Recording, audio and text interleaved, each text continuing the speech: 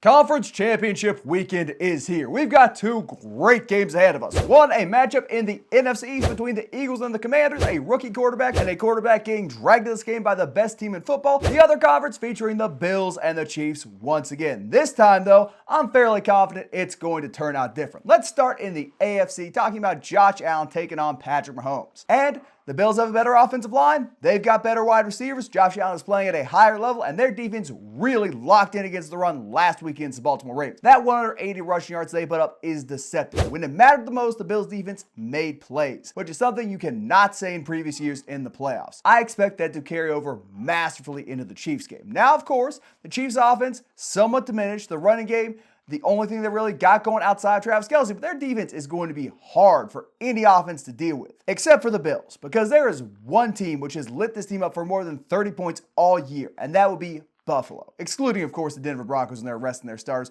that'd be the Buffalo Bills. The Chiefs were not able to effectively defend Josh Allen in the running game, and that opened up enough opportunities in the passing game where Allen's wide receiver 2, 3, 4 is tight end 2 and just find that hole in the zone coverage, get away from their man, to get away from a lesser defender and make a play on the ball. And of course, when it mattered the most, Allen took it to the end zone 20 yards out, put the game away. So I think we're going to see a great offensive performance from the Bills, and given how limited the Chiefs are offensively outside of playoff Travis Kelce, I don't think they're going to be able to quite match. Even though their defense is better, the Bills' defense is playing well enough, I think they'll be able to get the job done. For the first time in a long time, the Chiefs will not be in the Super Bowl. The Bills still have a history of making plays in the playoffs. It is not just this year where their team has suddenly shown up. They've been in the conference championship before. They've beaten teams in the playoffs. They just don't beat the Chiefs in the playoffs. And Patrick Mahomes, over the last couple seasons, has been dominant come playoff time. Has one interception over his last 8 playoff games, which came in the Super Bowl last year. He does not turn the ball over. And what are the Chiefs known for this year as the reason they only have 2 losses on their regular season resume? Not making mistakes and playing phenomenal situational football. And the last time the Chiefs played the Bills, Patrick Mahomes threw an uncharacteristic 2 interceptions that gave the Bills opportunities to jump on the Chiefs early. That is not going to happen this time around. Patrick Mahomes isn't going to throw those interceptions, and they're not going to make the same mistakes they did the first time they played the Bills, which, bringing that up again, Isaiah Pacheco was not on the field when the Chiefs played the Bills the first time around. Kareem Hunt wasn't quite in the same shape he is now at this point in the season in the playoffs. The Chiefs are going to have a more effective running game available to them this time they play the Bills, and when you look at their passing attack, Marquise Brown wasn't on the field last time they played the Bills. Xavier Worthy has gotten into the swing of things and better as the season has progressed. We have really seen Patrick Mahomes trust him more and more week in and week out, kind of like what happened last year with Rashee Rice as he progressed through his rookie season. So I think the Chiefs offense certainly has gotten better since they played the Bills earlier in the season when they lost, which also was in Buffalo. It wasn't in Arrowhead Stadium. This game is a home game for the Kansas City Chiefs. The Buffalo Bills have to head to Kansas City, and you spoke to a little bit how good the Bills rushing attack was last week against the Ravens, the #1 rushing defense in all of football.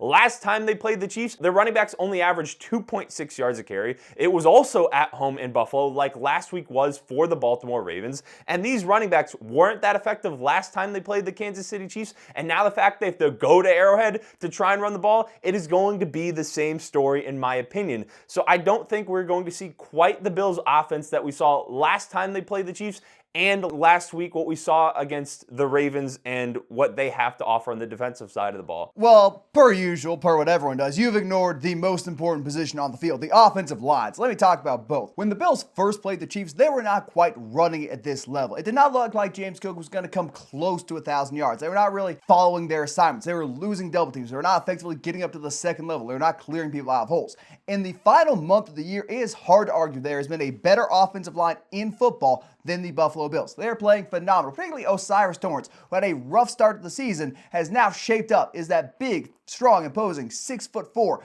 350-pound guard who just bullies everyone, who is going to have his way with Chris Jones, assuming he gets double team help, and is going to be able to get anyone out of any holes. They are playing far better on the offensive line than they were when they first played the Chiefs. Now, looking at the Chiefs' offensive line, the interior is still great, although I think they've regressed a little bit. Creed Humphrey has not quite been that consensus best center in football, which we've expected in recent years, but their tackle play has just gotten worse and worse. They are signing people off the street to play blindside tackle on Patrick Mahomes. That has undoubtedly lessened their quality of offense over the past few weeks. How much the Bills can capitalize on that? That is a good question. They do not have a true marquee edge player like the Texans did, like the Ravens do to a certain extent. They have the worst edge situation of any team left in the playoffs. But if Von Miller can just recapture a little bit of that magic, if Milano can come off the edge, if they can dial up a safety blitz and get some pressure off that side, the tackles on the Chiefs are just going to fold and Mahomes is going to get sacked. Now, those sacks lead to a 15-yard penalty. Who's to say? But the Lions are undoubtedly much different than they were the first time these teams played, which is going to affect the Chiefs' running game. Actually disagree with that a little bit. I agree that the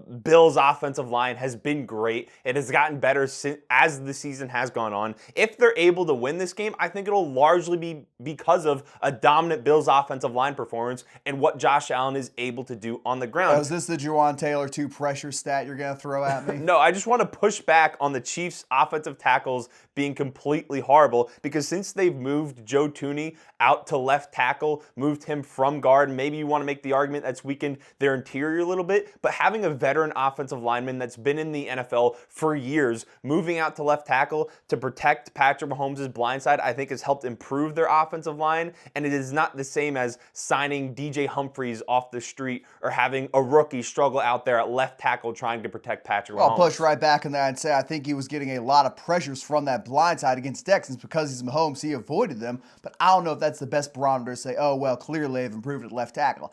I don't know. I need to see that game in and game out. It's been inconsistent. At points, yeah, Thuney's played fine, but I just still do not think it's good. I think they've gotten worse as the season has gone on. And you talked about their running game. If the interior of the O-line is compromised in any way, shape, or form, there it goes. They're not some dominant team outside the tackles. Even if Thuney is putting up some big blocks, sealing the edge, I don't have much faith they can get anything going. They are hard-nosed running backs, Kareem Hunt and Isaiah Pacheco. They need to run up the middle, and if that middle is compromised, they're in trouble. Ed Oliver is at a disadvantage because he is a smaller defensive tackle. He's going to have to rely more on finesse than anything else to get off those double teams inside. But if you got a backup guard in front of you, you stand a better shot at doing that. I think if the Bills can get their running game going on the whether that be through Josh Allen or through James Cook or Ray Davis or who's the third running back? Ty Johnson. If they're able to get the running game going, I think it's going to put the Chiefs in a really rough position. But if they're not and they're forced to beat the Chiefs through the air, we haven't really seen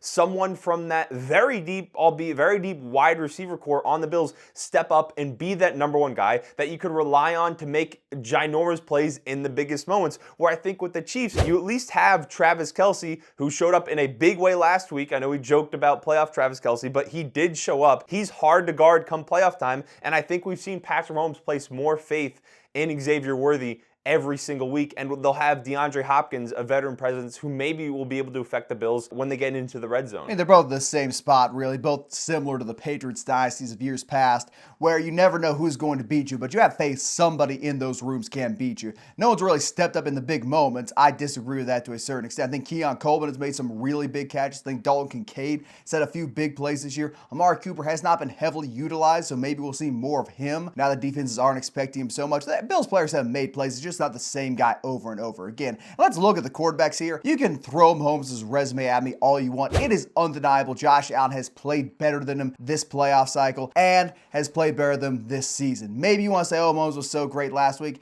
Mahomes wasn't that good against the Texans. He had that one freaky throw. Other than that, fairly standard check down-ish stuff, which is what Allen did to beat the Ravens. I think Allen is playing at a higher level right now. I think he's got a little more juice in the tank. I think his legs are a much bigger factor than Mahomes's. Well, I mean, Patrick Mahomes also has only played one playoff game compared to Josh Allen's 2 playoff games, so comparing double the sample size to playing against a Texans team that really matched up really well with the Chiefs, having the edge rushers that they have on the defensive side of the ball versus what you perceive to be a weaker Chiefs offensive line. I don't think the Bills' pass rush and defensive line is nearly quite as good as Danielle Hunter and Will Anderson coming off the edge. I'd say the interior of the pass rush is better, which maybe you find some purchase on the inside against Humphrey this game. I don't know. The pass rushing from Ed Oliver will have to be exceptional if they want to get anything going there.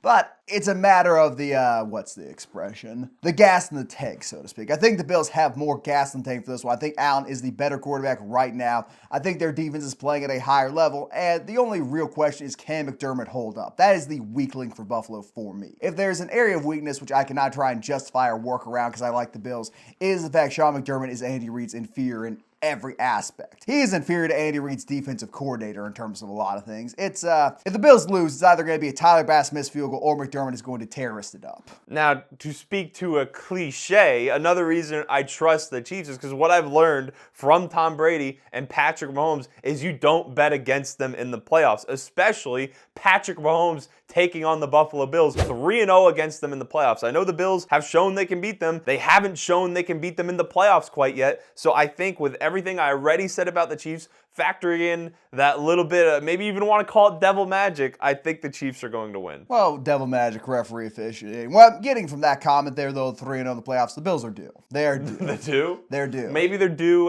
when they're down 0-4 in the playoffs. I think they're due right now. We will be seeing Buffalo in the Super Bowl. Over in the NFC, nobody wants the Eagles to win. Let's come out and say that point blank, period.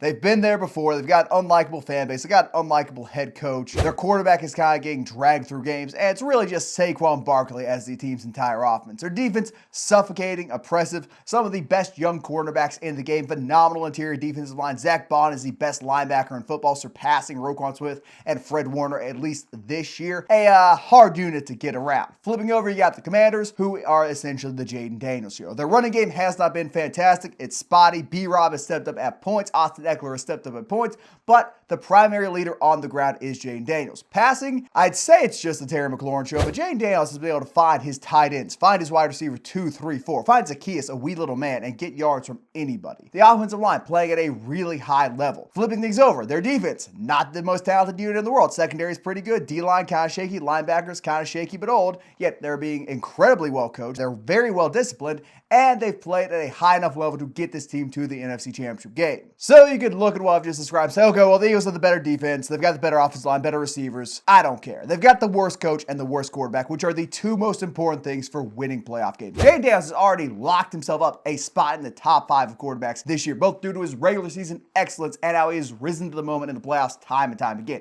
We are going to see that once more. We are going to see a masterful Jayden Daniels game. Once again, for the second time this year, he is going to light up this Eagles defense and do everything in his power to advance Washington to the Super Bowl. For the first time ever, a rookie quarterback will start the Super Bowl because Daniels is going to take them there. Dan Quinn, a phenomenal coaching job is inbound. He knows Jalen Hurts cannot pass the ball. He knows they're the Saquon Barkley show, so he is going to put everybody in the box and trust Lattimore and Mike Sanders still to lock up A.J. Brown and Devontae Smith, and they are going to do an exceptional job of that. Jeremy Chin maybe flies down the hill 5, 6, 7, 8 tackles on Saquon, maybe a pick if anyone's stupid enough to pass it near him. The defense balls out, the offense does enough to win, and the Commanders go to the Super Bowl for the first time in program history as the Commanders. I can legitimately see the argument you just presented and get behind it. I can see the argument for both of these teams. On one hand, you have the Commanders, who not too long ago beat the Eagles, put up 36 points in the process. In response to that, a lot of Eagles fans would probably say, oh, that's the game Jalen Hurts got knocked out with a concussion. We can't trust Kenny Pickett.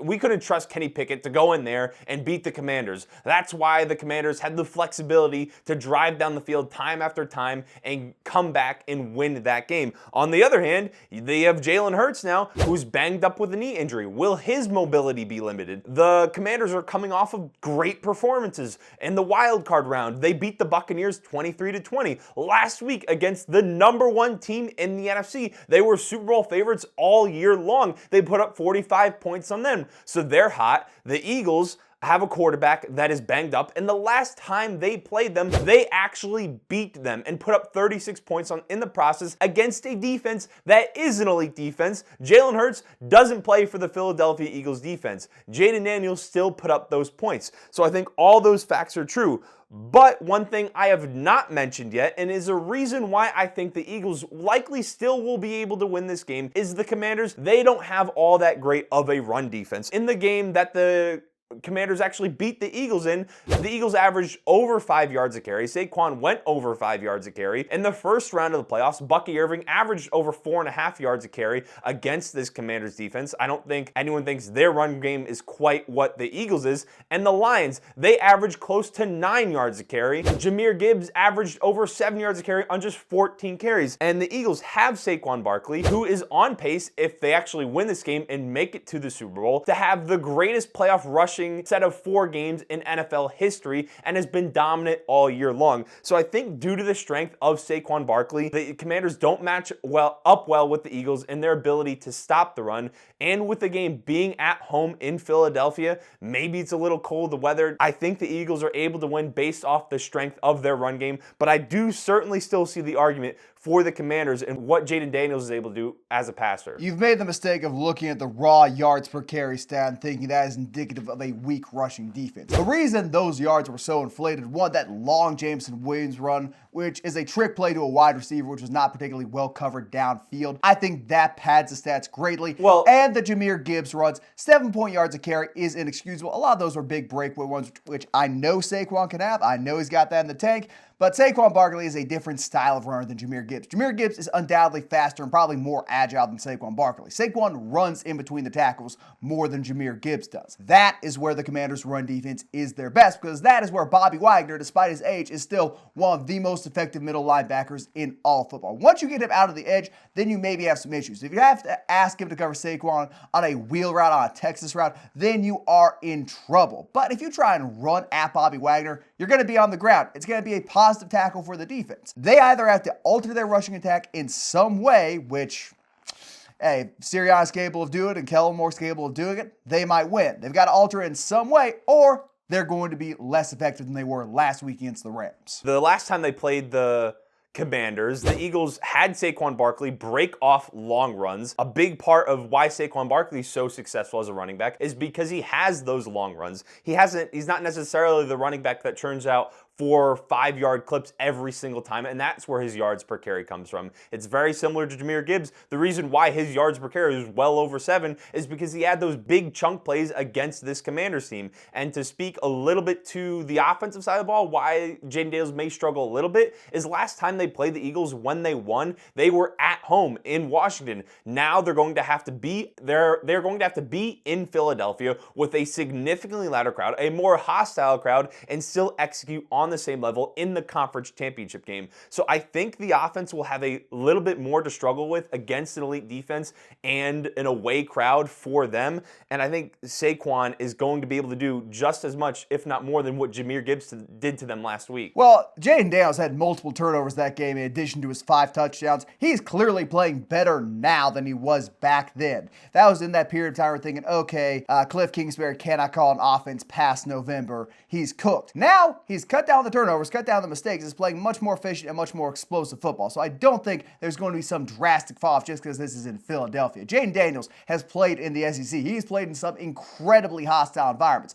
with more fans and attendance than the Eagles, where it got louder. The temperature, maybe not as big a factor then, but he's used to the hostility. Flipping things over, he talked about Saquon's last game. Who do you think is more likely to make effective adjustments and limit the opposition? Kellen Moore and Nick Sirianni, or Dan Quinn? Dan Quinn is a way better coach than both of those cats. He is going to make the alterations based off last game against the Eagles to hinder Saquon in the running game. Will Saquon pop 1 or 2 of those carries? Probably, but it's not going to be as many, and they're not going to be as disruptive to the Commanders' defensive schemes. I just don't see it with Jalen Hurts being the way he is. Having said that, I'll throw in a caveat. If Jalen Hurts comes out there and actually can move, has some mobility in his legs, and is able to add that aspect to the running game, yeah, then I think the Commanders are going to lose. I'm banking on Jalen Hurts being more injured than the Eagles are letting on, and him not being a huge factor on the ground. I'm going to be kicking myself if Jalen Hurts, Nick Sirianni, and Kellen Moore fall flat on their face, because to a certain degree, I believe that to be possible. But I just trust what Saquon is able to do on the ground, how dominant the Eagles' offensive line has proven to be this season, what they're able to accomplish the times they have played the Commanders this year, what they have accomplished through the previous 2 playoff games